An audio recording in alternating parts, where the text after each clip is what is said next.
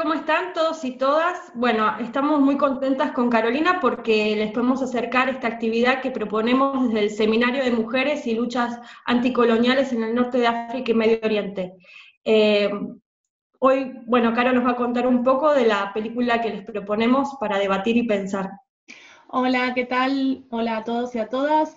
Hoy vamos a estar compartiendo, bueno, una conversación con Guillaume Aurès, pero también un documental que es de 1966 de Ahmed Lalem, de Argelia, uno de los cineastas más cercanos al Frente de Liberación Nacional, que hizo varios cortos sobre esta nueva sociedad revolucionaria que surgía en Argelia, y en él, esta película que vamos a estar compartiendo, de alguna manera recoge los anhelos y las frustraciones de las jóvenes argelinas tras la independencia. Sí, un poco me parece, Caro, para que los que puedan aprovechar la actividad, me parece interesante este documental tener en cuenta un poco el contexto histórico de la Argelia que va a producir este cine.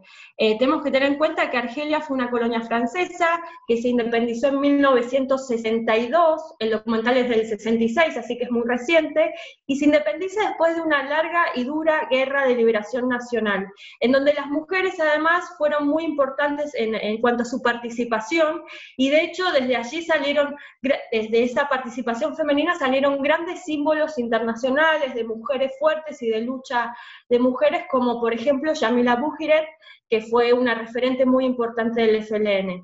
Entonces, a través de esa lucha, Argelia logra la independencia de Francia en 1962 a partir de un proyecto que se va a autodefinir como socialista.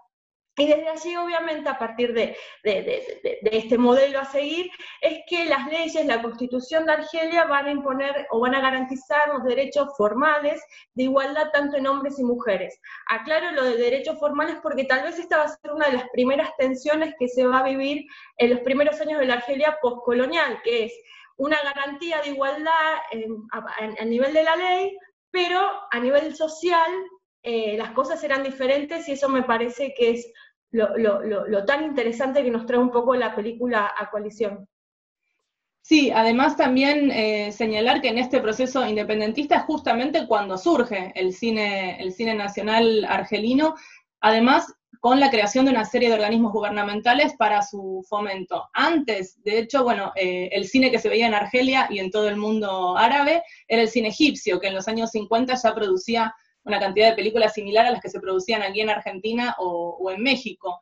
De hecho, las películas que se hacían en árabe eran la mayoría en dialecto egipcio y se distribuían en todo el mundo árabe, y de hecho la primera película que se hizo sobre la participación de las mujeres en la lucha por la liberación argelina se hizo en Egipto, la hizo Youssef Chahine en 1958, quizás el director más famoso y más conocido egipcio en Occidente, y protagonizado por Magda, ¿no? una de las estrellas de la época. La película se llamó Yamila al-Gezeireya, Yamila la Argelina, y estuvo prohibida en Argelia antes de la independencia. En este contexto también que estamos tratando de delimitar de manera breve, hay que tener en cuenta que en ese momento Egipto, además de ser el Hollywood sobre el Nilo, como se le decía, estaba en un momento de su punto más álgido del proyecto panarabista, con el presidente Gamal Abdel Nasser a la cabeza. 2 años antes había sido la nacionalización del Canal de Suez en 1956, estaba en su momento de unión con Siria. Entonces, de alguna manera, tenía que ver, bueno, con esta idea o con este ideal panarabista que se insertaba, digamos, por esa época y que le daba la bienvenida de alguna manera a la revolución argelina. El cine siempre ocupa como este lugar también de hacerse eco de una representación o de proponer una representación de sí mismos. En el caso de Argelia, este dispositivo siempre había estado en manos de Francia, que mostraba cómo eran los argelinos a través del cine, pero también a través de la literatura y de otros dispositivos. Entonces, de alguna manera, esta demostración de soberanía, que es, apropiarse del dispositivo del cine para mostrar cómo son los argelinos, en este caso, en la película que vamos a ver, cómo son las argelinas, no es casual que se dé en este momento de la independencia, porque además el tema de las mujeres, como sabemos, y como vos sabés perfectamente, Julieta, y trabajás sobre eso, está íntimamente ligado al tema de la identidad cultural, al tema de la identidad nacional. Entonces, de alguna manera, en la película vamos a ver también cómo se muestran los contrastes de las chicas del liceo, las mujeres en la calle con la vestimenta tradicional argelina, y como decías, bueno, todas estas tensiones que traían esta nueva sociedad independiente tras, bueno, muchos años de guerra y una revolución en la que participó toda la población argelina.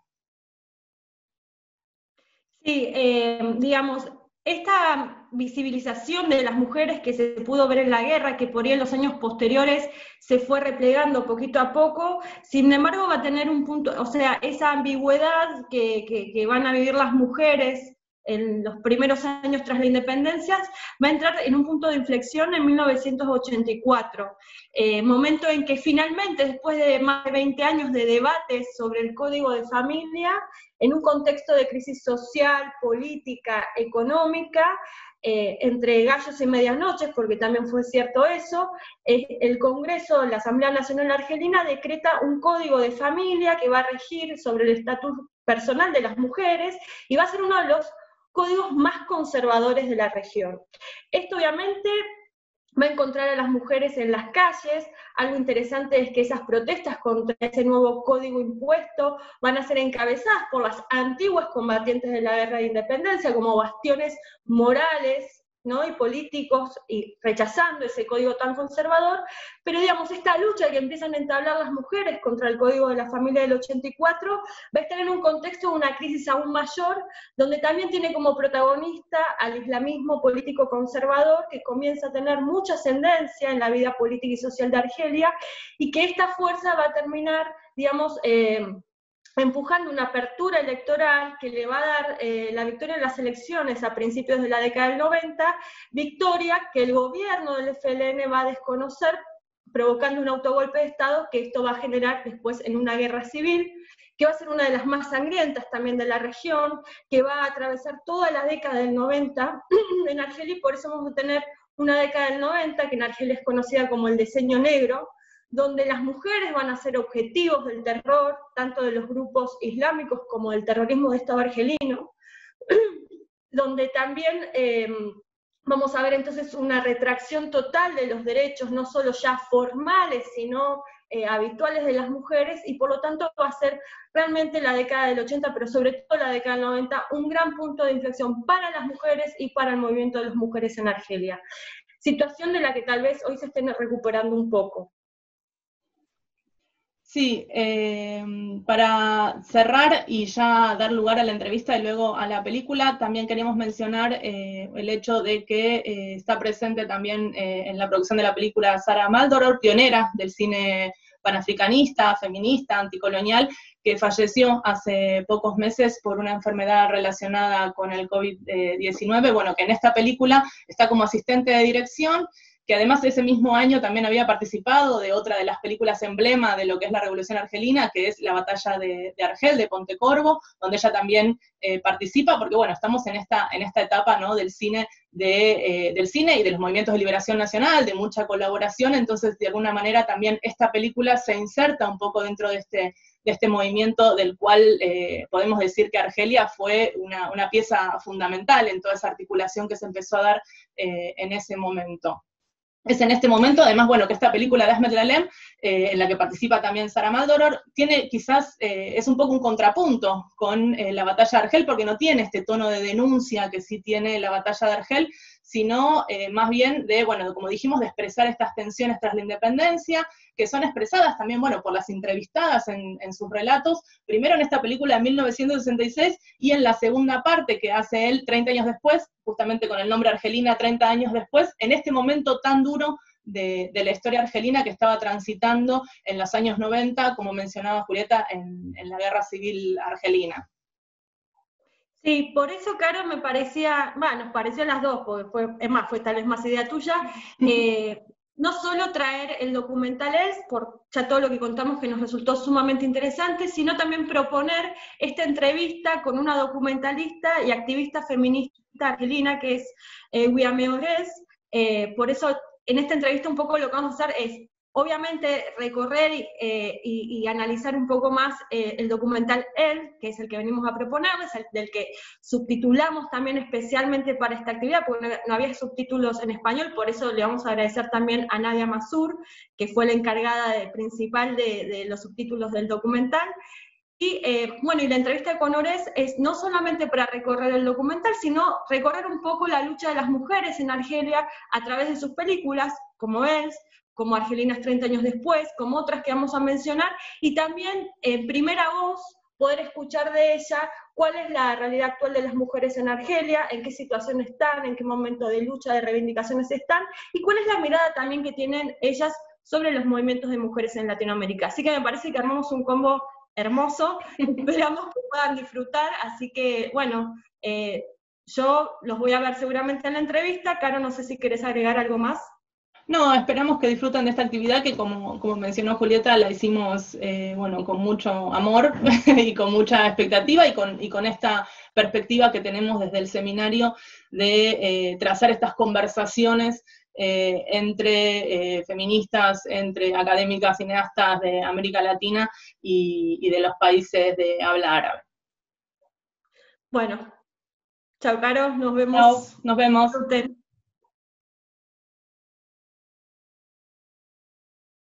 À toutes, nous vont faire une interview à Ouiamé, c'est un militant féministe de l'Algérie. Je ne sais pas si Ouiamé, tu veux te présenter en synthèse. Oui, bonjour, moi c'est Ouiam Aouares, je suis algérienne, féministe et en ce moment je travaille sur les féminicides en Algérie et je suis en parallèle réalisatrice. D'accord, ok. Bon, et nous allons parler sur les docs L, principalement dans la première moitié de l'interview. Alors, je vais te demander, qu'est-ce que tu penses sur ces docs? En général, c'est un doc qui s'est fait en 1966, et après 4 ans de l'indépendance de l'Algérie. Mais alors, nous croyons que c'est très intéressé pour parler sur les docs, sur la réalité des femmes en Algérie à cette époque-là, mais aussi dans l'Algérie d'aujourd'hui. Alors, qu'est-ce que tu peux nous dire sur les docs, ta impression et tout ça? Alors moi, j'ai revu du coup le documentaire pour cette fois et je le trouve assez touchant parce que c'est des paroles de femmes juste après l'indépendance. On n'a pas beaucoup l'occasion déjà de voir ça. Et du coup, c'est des aspirations, c'est des rêves, c'est des contraintes que vivent les Algériennes, des lycéennes algériennes à cette époque. Et moi, je pense que ça nous renseigne du coup un peu plus sur cette période-là parce qu'on a tendance à nous dire que c'était mieux avant, qu'il y a une certaine vision de ce que c'était avant, comme s'il y avait plus de droits, qu'il n'y avait pas de harcèlement de rue, par exemple, alors qu'elles en parlent déjà en 66 et on sait que c'est une réalité qui existe depuis très longtemps et qu'elles en attestent ainsi, je pense que c'est très important. Et aussi, il y a le documentaire Algérienne 30 ans après. Du coup, certaines de ces étudiantes qui ont été interviewées l'ont été 30 ans après. Et c'est aussi très intéressant de voir leur parcours ensuite, par quoi elles sont passées, puis c'est 2 périodes différentes. On était dans les années 60 et après, c'est les années 90 et politiquement, c'est 2 périodes très différentes. Oui, c'est le documentaire algérien 30 ans après, non? Oui. Oui, nous allons le recommander aussi parce que c'est très intéressant et il est sur YouTube, je crois. Oui, tout à fait. Oui. Bon, et il y a une chose que ici d'Argentine, on fait un peu de surprise que le doc est toujours parlé en français. Pourquoi tu crois que le doc a été parlé utilise le français comme langue principale? Oui. Alors, en fait, quand j'ai vu le contexte de la diffusion après, parce que j'ai pu avoir quelques questions, c'est qu'en Algérie, le documentaire n'a pas eu vraiment une vie. Il a été projeté à la Cinémathèque et il n'y a pas eu beaucoup de projections. Par contre, il y a eu une diffusion en France. Et par rapport à la langue utilisée, alors en fait, c'était un ciné-club dans ce lycée-là, à Ouled Ahmed, un lycée Al-Harraj non mixte, qui est toujours non mixte jusqu'à aujourd'hui. Et Et c'était le prof de français qui avait créé ce ciné-club.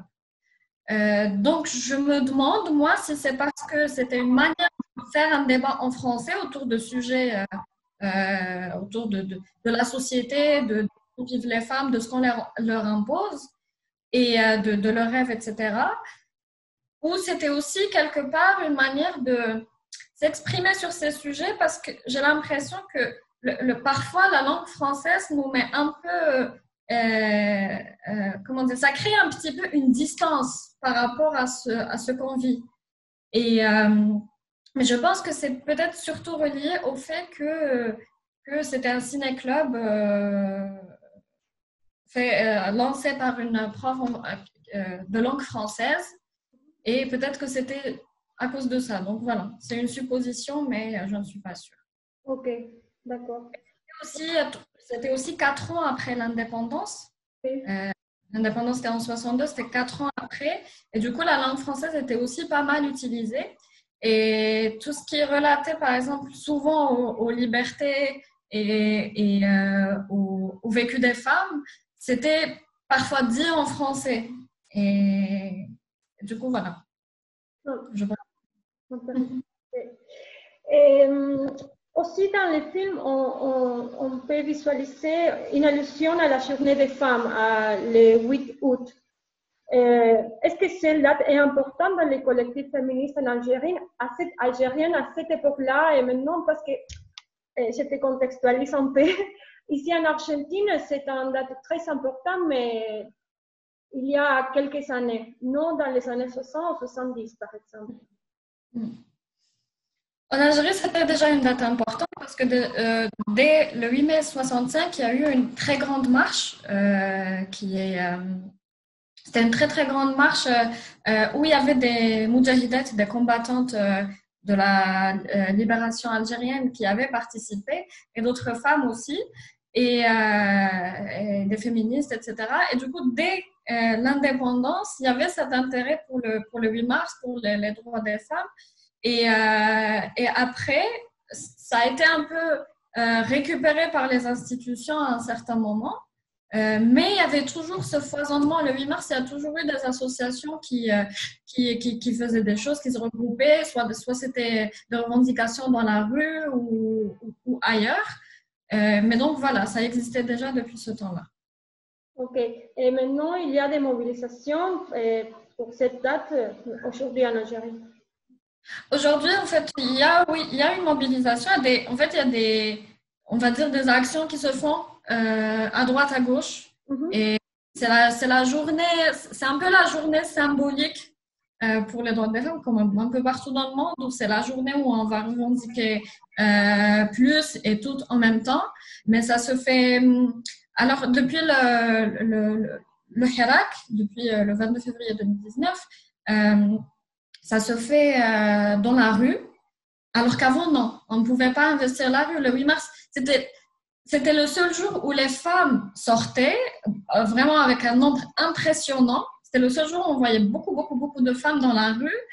Et plus en fête, quoi.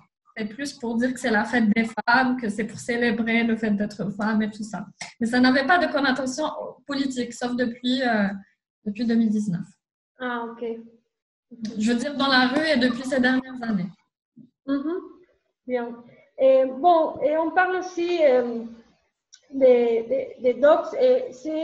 Nous avons vu ici en Argentine avec les étudiantes les documentaires Filles de la Révolution de 1968. C'est une production française, à différence d'elle, que c'est avec un directeur algérien.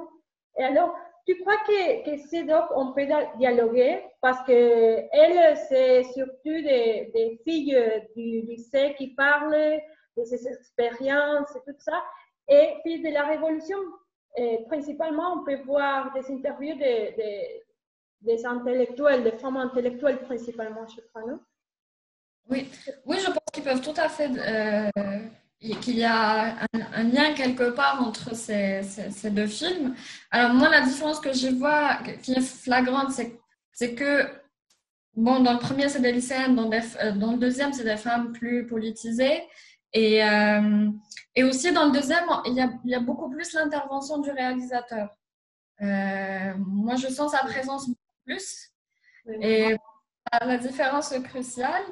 Mais je trouve qu'il y a des choses qui sont dites autrement, qui sont, disons, plus politisées dans le deuxième film des Filles de la Révolution. Oui, oui, c'est vrai ça. Et on peut dire que Filles de la Révolution, c'est plus politisé, mais je crois aussi non, que c'est intéressant dans le documentaire. Elles, qui sont petites filles du lycée, qui parlent peut-être des choses de la vie quotidienne, de ses espoirs, de tout ça, mais au fond, c'est un discours un peu politique parce qu'il parle du contexte de révolutionnaire. On peut voir une fille qui a le discours tout officiel de la révolution, du socialisme, non, des femmes qui peut faire. Et alors, c'est très intéressant, et je crois, non? Et quand on dialogue les deux documentaires, il y a Filles de la Révolution, comme tu as dit, plus politisé, mais aussi on peut voir comment l'indépendance et le discours officiel des premières années de l'indépendance impactent dans la jeunesse, non? Dans les documentaires. Et c'est comme... Ah oui, tout à fait, oui. En fait, c'est une génération imprégnée de la Révolution.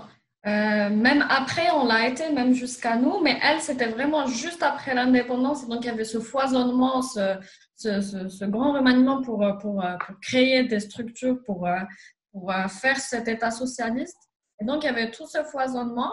Et ce que je trouve intéressant, c'est que dans ce foisonnement, elles étaient mises à l'écart très souvent. C'est dingue que juste le fait de sortir, de faire des choses complètement banales mais nécessaires, devienne vraiment quelque chose de crucial qu'il faut atteindre. Et moi, quand je le vois, je me dis, mais je suis contente qu'elles en aient parlé parce que à notre époque, on en parle encore, mais très peu.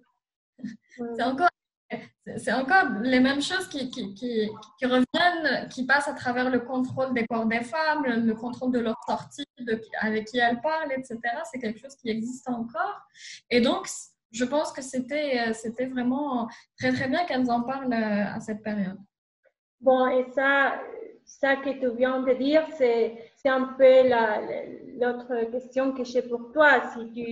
Si tu vois des différences entre les rôles des femmes dans l'Algérie des années 60-70 et la situation des femmes, bon, on peut dire dans les années 90, mais aussi après, maintenant, aujourd'hui, non? Ce sont très moments différents, on peut dire, tu crois? Je pense qu'il y a certaines différences. Il y a certaines différences, par exemple, avant, dans les années 60, ces filles, par exemple, dans le premier film, c'était dans les années 60. Et donc, 30 ans après, c'était dans les années 90. Entre les deux, en 84, il y a eu quelque chose de crucial qui est le Code de la famille. Il y a un ensemble de lois qui régit la famille et c'est des lois très oppressives parce qu'elles obligent un tuteur à vie pour les femmes quand elles veulent se marier. Et puis, ils ont imposé des lois sur la légalisation de la polygamie, sur l'héritage où l'homme prend le double de ce que prend la femme, etc. Et ça s'est fait en 84. Et donc, avant 84, on n'était pas régi par ces lois. Et à partir de 84, on a été régi par ces lois. Et puis, il y avait aussi la montée de l'islamisme petit à petit. Ça ne s'est pas fait directement comme ça dans les années 90. Ça s'est fait vraiment avant. C'était toute une politique qui s'est incrustée petit à petit. Et donc, pour moi, il y a certaines différences politiques qui ont influencé ça. Et puis juste après l'indépendance, il y avait ce truc, on voulait créer cette identité, pas créer, mais se réapproprier cette identité algérienne. Et donc, mettre à l'écart tout ce qu'on voit comme français pour une certaine classe politique. Et après, c'est revenu d'une force incroyable durant les années 90 et même après. où on associe liberté avec l'État colonial, démocratie avec l'État colonial, droits des femmes avec l'État colonial. Et donc, il y a une instrumentalisation des traces de la colonisation pour nous faire taire. Et je pense que ça a pris une ampleur beaucoup, beaucoup plus grande au fil du temps.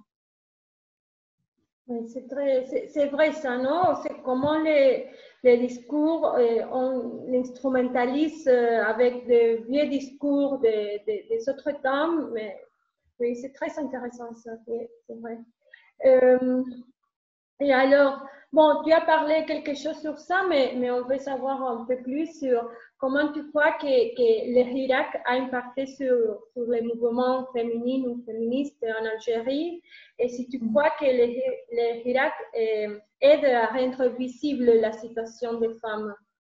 Pour le Hirak, je pense qu'il a donné un nouveau souffle à toutes les luttes, et dans la lutte féministe.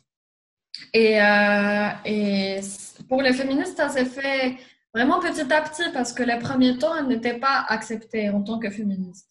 Elles étaient mises à l'écart, les féministes étaient mises à l'écart, lynchées médiatiquement, ou elles étaient dénigrées dans les médias par les gens, etc. Il y a eu des appels à attaquer les féministes, etc. Mais au fil du temps, les gens se sont habitués. Et puis, c'était très important pour nous de dire oui, on veut un changement, mais on veut un changement vers des lois plus égalitaires.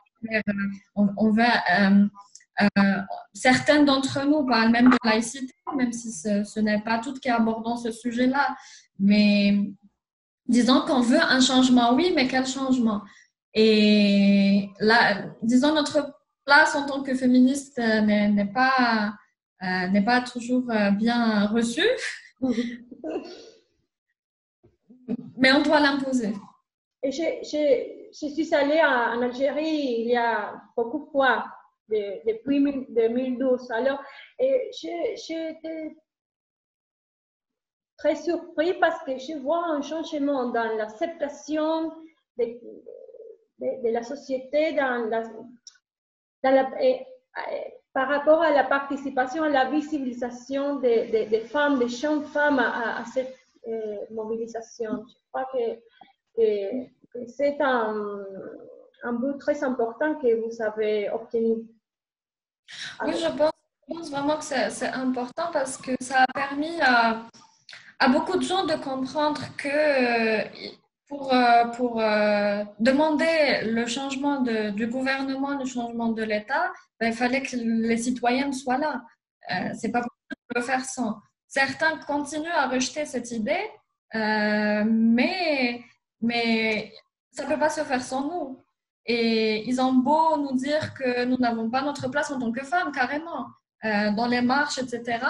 Mais je veux dire, c'est n'importe quoi. Ça, on les laisse parler et puis les femmes sont là, qu'elles soient féministes ou non. Et pour moi, cette manière d'occuper la rue, de revendiquer toutes ces choses-là est très, très important. Parce qu'on peut construire le pays ensemble. C'est pas possible qu'ils nous écartent et qu'ils veuillent, eux, s'occuper de ça. C'est échouant. Enfin, c'est pas possible, quoi. Oui, c'est vrai. Et alors, en tant que féministe, militante féministe, vous connaissez les luttes que les mouvements féministes fait ici en Amérique latine? Vous connaissez quelques expériences de notre région? Alors, dans les luttes féministes d'Amérique latine, on s'inspire beaucoup des luttes contre les féminicides. C'est l'axe de lutte que je connais un peu en Amérique latine, que j'aimerais mieux connaître parce qu'il y a eu un travail énorme qui a été fait, qui continue à se faire et dans plusieurs pays. Et nous nous sommes vraiment inspirés de ça dans notre initiative contre les féministes. Et du coup, on s'est intéressé à ça, à voir ce qu'il y avait autour de Ni Una Menos. Et nous, on a nous avons perdu une des nôtres pour du coup recenser les féminicides et avoir plus de visibilité sur c'est ça, que les femmes sont tuées parce qu'elles sont femmes. Et oui, l'inspiration, enfin, nous sommes vraiment, nous continuons à voir ce qui se passe en Amérique latine, ce qui a été fait par les féministes, et ça nous aide énormément. Oui, alors que tu travailles sur cette ici en Argentine, par exemple, dans le contexte de confinement, les féminicides sont augmentés. Tu as quelques informations sur la situation du féminicide en Algérie dans le contexte de confinement?